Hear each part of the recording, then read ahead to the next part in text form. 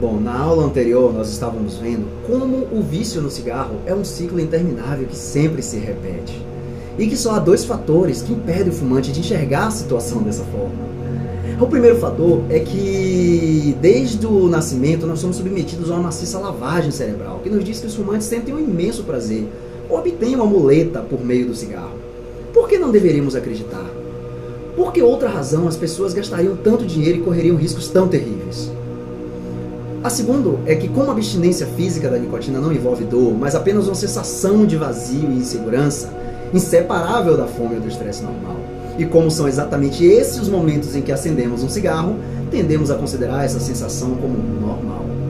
E o terceiro é que os fumantes não enxergam o cigarro como ele realmente é, porque o vício funciona de trás para frente. Sofremos aquela sensação de vazio quando não estamos fumando, e como o processo de se viciar é muito sutil e gradual no início, achamos que essa sensação é normal e não colocamos a culpa no cigarro anterior. No instante em que fumamos outro cigarro, conseguimos imediatamente nos sentir estimulados, menos nervosos ou mais relaxados. E o cigarro fica com crédito. É esse processo inverso que faz com que seja difícil nos livrarmos de todas as drogas. Imagine o estado de pânico de um viciado em heroína que não tem a droga. Agora imagine a alegria desse viciado quando consegue finalmente enfiar uma agulha hipodérmica na veia. Você consegue imaginar alguém tendo prazer em dar injeção em si mesmo? Ou só de pensar nisso você se enche de horror? As pessoas que não são viciadas em heroína não se desesperam por causa da droga. A heroína não alivia o pânico, ao contrário, ela causa esse sentimento. As pessoas que não fumam não experimentam a sensação de vazio provocada pela necessidade de um cigarro, nem entram em pânico ao perceber que seu suprimento acabou. Por isso, elas não conseguem entender como os fumantes têm prazer em colocar na boca uns cilindros asquerosos, acendê-los e inalar toda aquela sujeira, intoxicando seus pulmões. E quer saber mais? Os fumantes também não entendem por que fazem uma coisa dessas. Nós falamos do cigarro como fonte de relaxamento ou satisfação. Entretanto, você só pode sentir que satisfez uma necessidade se antes sentia-se insatisfeito. Por que as pessoas que não fumam não têm essa ânsia? Porque após uma refeição, quando os não fumantes estão completamente relaxados, os fumantes só se descontraem depois de saciar o pequeno monstro da nicotina. Perdoe-me por insistir nesse assunto mais um pouco. O principal motivo pelo qual os fumantes acham difícil parar é o fato de acreditarem que estão abrindo mão de um prazer ou de um apoio verdadeiros. É absolutamente essencial compreender que você não está abrindo mão de nada. A melhor maneira de compreender as sutilezas da armadilha da nicotina é compará-la à comida. Se temos o hábito de nos alimentarmos regularmente, não sentimos fome entre as refeições. Somente quando atrasamos uma delas é que tomamos consciência da fome. E mesmo assim, não sentimos dor física. É apenas um vazio que nos diz preciso comer. E o processo de satisfazer a fome é bastante prazeroso. A situação do tabagismo parece quase idêntica. O sentimento de vazio e instabilidade que conhecemos como querer ou precisar de um cigarro é semelhante ao desejo de comida, embora um não satisfaça o outro. Assim como acontece quando sentimos fome, não há dor física e a sensação é tão imperceptível que nem nos damos conta dela entre um cigarro e outro. Somente quando não podemos fumar é que tomamos consciência de algum desconforto, mas quando acendemos um cigarro, nos sentimos satisfeitos. Essa similaridade com a comida que leva os fumantes a acreditarem que obtêm um prazer genuíno com o cigarro. Alguns deles acham muito difícil entender que não existe nenhum prazer ou suporte no cigarro. Alguns perguntam, como você pode afirmar que não é uma muleta? Você mesmo disse que quando eu acender um cigarro, vou me sentir menos nervoso do que antes. Embora comer e fumar pareçam ser muito semelhantes, na verdade são opostos. Você come para sobreviver e para prolongar sua vida, ao passo que fumar a encurta. A comida realmente tem um sabor agradável e comer é uma experiência de verdadeiro prazer, que você pode desfrutar por toda a vida, enquanto fumar implica respirar uma fumaça suja e venenosa. Comer não dá fome e provoca uma genuína sensação de saciedade. Por outro lado, o cigarro gera desde o início um anseio por nicotina. E cada cigarro que você fuma depois, além de não aliviar esse desejo, o realimenta pelo resto da vida. Esse é um momento oportuno para desfazer outro mito muito comum a respeito do cigarro, o de que fumar é um hábito. Comer é um hábito? Se você acha que sim, tente deixá-lo para sempre. Nada disso. Se comer fosse um hábito, teríamos de considerar que respirar também é. Ambos são essenciais para a sobrevivência. É verdade que pessoas diferentes têm o costume de satisfazer a fome em horários diferentes e com tipos diferentes de comida. Mas o ato de comer não é um hábito, nem o de fumar. A única razão que leva um fumante a acender um cigarro é tentar acabar com o sentimento de vazio e instabilidade que o cigarro anterior criou. É verdade que diferentes fumantes têm hábitos diferentes para tentar aliviar a síndrome da abstinência, mas fumar não é um hábito. A sociedade costuma fazer referência ao hábito de fumar. Neste curso, por conveniência, eu também me refiro ao hábito, mas é importante não perder de vista que fumar é, na verdade, um vício. Quando começamos a fumar, temos de nos forçar a aprender a lidar com o cigarro. Em pouco tempo, não apenas estamos comprando cigarros com regularidade, como precisamos tê-los à mão de qualquer jeito. Senão entramos em pânico e, com o passar do tempo, nossa tendência é fumar cada vez mais. Isso acontece porque, no processo idêntico ao que ocorre quando usamos qualquer outra droga, o organismo tende a se tornar imune aos efeitos da nicotina e a quantidade que inalamos tende a crescer. Em pouco tempo, o cigarro para de aliviar completamente os sintomas da síndrome que ele mesmo cria. Então, quando você fuma, sente-se melhor do que se sentia momentos antes, mas estará mais nervoso e menos relaxado do que estaria se fosse um não fumante. Essa prática é ainda mais ridícula do que usar sapatos apertados, pois à medida que o tempo vai passando, uma dose crescente de desconforto permanece, mesmo depois de tirar o calçado que nos machucava. A situação é até pior, pois uma vez que o cigarro é apagado, a nicotina começa a deixar o organismo com rapidez, o que explica por que o fumante tende a fumar um cigarro atrás do outro em momentos de estresse. Como eu já disse, o hábito não existe. O que faz com que o indivíduo continue a fumar é aquele pequeno monstro dentro de seu corpo que precisa ser alimentado. O próprio fumante é quem vai decidir quando acender um cigarro, e isso tende a acontecer em 4 tipos de situação, de maneira isolada ou combinada. Tédio ou concentração, 2 extremos opostos. Estresse e relaxamento, 2 extremos opostos. Que droga mágica pode, de repente, reverter o efeito que ela mesma proporcionou 20 minutos antes? A verdade é que fumar não alivia o tédio ou o estresse, nem promove a concentração ou relaxamento. É tudo mera ilusão. Além de ser uma droga, a nicotina é um poderoso veneno que é usado até em inseticidas. Pesquise no dicionário. Se a nicotina contida num único cigarro fosse injetada diretamente na sua veia, você morreria instantaneamente. Na verdade, o tabaco contém uma série de venenos, inclusive o monóxido de carbono.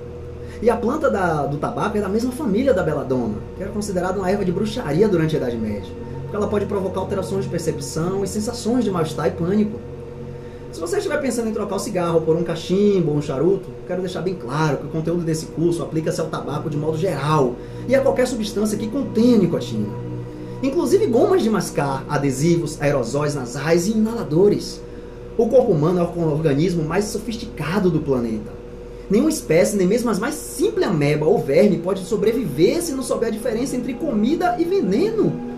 Por milhares de anos, por um processo de seleção natural, nossos corpos e mentes desenvolveram técnicas para diferenciar comida de veneno, além de um método perfeito para expelir o segundo.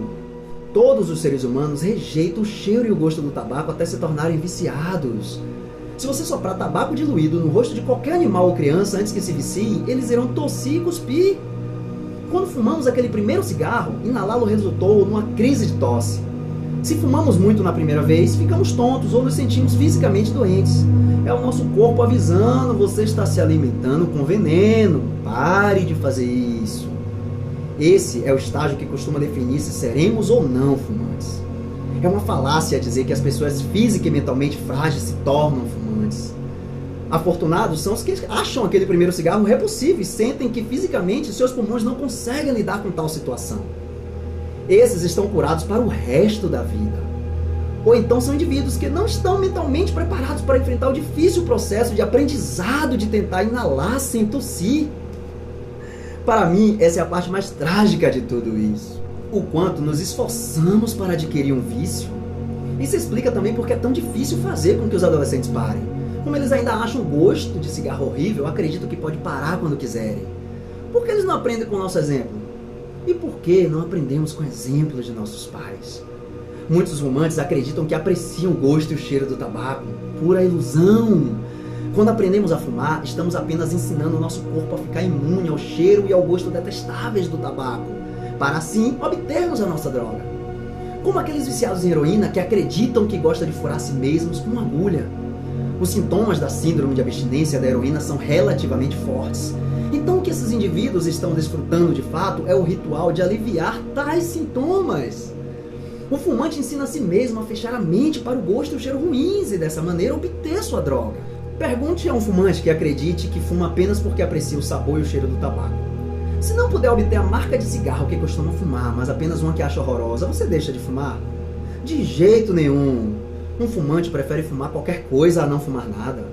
Não importa que mude para cigarros de enrolar, mentolados, charutos ou cachimbos, todos têm um sabor horrível. Mas se ele insistir, aprenderá a gostar. Os fumantes tentarão fumar mesmo quando estiverem gripados, com dor de garganta, bronquite ou efizema. Prazer não tem nada a ver com isso. Se tivesse, ninguém fumaria mais do que um cigarro. Há até mesmo milhares de viciados naquela asquerosa goma de mascar de nicotina prescrita pelos médicos e muitos deles continuam a fumar.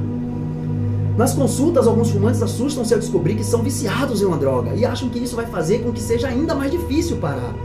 Mas na verdade, isso é uma boa notícia por dois importantes motivos. O primeiro motivo é que a razão pela qual muitos motivos continuam fumando é que, embora saibam que as desvantagens são muito maiores do que as vantagens, eles acreditam que existe algo que eles realmente apreciam no cigarro, ou que ele representa algum tipo de apoio. Eles acham que haverá um vazio após pararem de fumar, que certas situações na vida jamais serão as mesmas. Isso é ilusão. O fato é que o cigarro não oferece nada. Ele apenas retira algo e depois o devolve, criando a ilusão. E o segundo motivo é que, embora seja a droga mais poderosa do mundo em razão da velocidade com que vicia, o indivíduo nunca fica dependente ao extremo. Como é uma droga de ação rápida, em apenas 3 semanas, 99% da nicotina desaparece do organismo. E os sintomas da síndrome de abstinência são tão leves que a maioria dos fumantes vive e morre sem sequer perceber que os teve. Você deve estar se perguntando por que tantas pessoas acham tão difícil parar. Enfrentam meses de tortura e passam o resto da vida ansiando por um cigarro nos momentos difíceis. A resposta é a segunda razão pela qual fumamos, que será vista na próxima aula: a lavagem cerebral. É fácil lidar com a dependência química. Quase todos os fumantes passam a noite inteira sem um cigarro. A síndrome de abstinência não faz com que acordem. Muitos saem do quarto de manhã antes de acender o primeiro cigarro. Outros tomam o café da manhã primeiro. E outros esperam até 10 horas de abstinência sem se importar. Mas se passarem 10 horas durante o dia sem um cigarro, começam a arrancar os cabelos. Muitos fumantes compram um carro novo e não fumam dentro dele. Muitos vão a teatros, supermercados, igrejas, e o fato de não poderem fumar ali não os perturba. Nos trens do metrô também não há protestos. Os fumantes ficam até satisfeitos pelo fato de alguém ou algo os forçar a parar de fumar. Hoje em dia, muitas pessoas evitam automaticamente fumar em casa ou quando estão na companhia de não fumantes e não sentem um grande desconforto por causa disso. Na verdade, inúmeros fumantes passam grandes períodos do dia evitando fumar, sem fazer nenhum esforço. Eu mesmo, quando fumava, costumava relaxar passando a noite toda sem um cigarro sequer. Nos meus últimos anos como fumante, chegava a ansiar pela noite quando poderia parar de sufocar a mim mesmo. Que hábito ridículo! É fácil lidar com a dependência química, mesmo enquanto você ainda está viciado. E existem milhares de pessoas que continuam sendo fumantes ocasionais a vida inteira. Elas são tão viciadas quanto um fumante inveterado. Existem até fumantes inveterados que abandonaram o hábito, mas ainda fumam charuto de vez em quando e isso os mantém viciados. Como sempre digo, o vício em nicotina não é a principal questão. Ele apenas age como um catalisador para manter nossas mentes confusas em relação ao verdadeiro problema, a lavagem cerebral. Pode servir de consolo aos fumantes de longa data e aos fumantes inveterados saber que para eles é tão fácil parar quanto para os fumantes ocasionais. De certa maneira é até mais fácil, porque quanto mais fundo você mergulha no hábito, mais ele o puxa para baixo e maior o ganho quando você para. Um outro consolo para os fumantes é saber que os boatos que circulam de vez em quando, por exemplo, a nicotina leva 7 anos para sair do organismo, ou cada cigarro fumado representa 5 ou 8 minutos a menos de vida, não são verdadeiros. Não pense, porém, que os efeitos maléficos do cigarro são exagerados. Infelizmente, os fatos costumam ser bastante atenuados, mas a verdade é que a regra dos 5 minutos é apenas uma estimativa e só se aplica se você contrair uma doença fatal ou fumar até cair duro. Na verdade, a droga nunca sai completamente do organismo. Se há fumantes por perto, ela está na atmosfera, e até os que não fumam absorvem uma pequena porcentagem dela. Entretanto, nosso organismo é uma máquina espetacular e tem um enorme poder de recuperação, desde que você não tenha provocado uma doença irreversível. Se parar agora, seu corpo irá recuperar-se em poucas semanas, quase como se você nunca tivesse fumado. Como já disse, nunca é tarde demais para parar. O método Sway já ajudou a curar muitos fumantes de 50 ou 60 e poucos anos de idade, e mesmo alguns com mais de 60, 70 ou 80. Uma senhora de 91 anos tratou-se numa das clínicas junto com um filho de 66. Quando foi perguntada a ela por que havia decidido abrir mão do cigarro, ela respondeu: para dar exemplo a meu filho. 6 meses depois, ela procurou o Arlen para dizer que se sentia jovem outra vez. Quanto mais fundo o cigarro arrasta, maior é o alívio ao parar de fumar. Quando eu finalmente parei, fui de 25 cigarros por dia a 0 e não tive um único sintoma forte. Foi, na verdade, um processo agradável, até no período de abstinência. Mas precisamos nos livrar do assunto do próximo capítulo: a lavagem cerebral.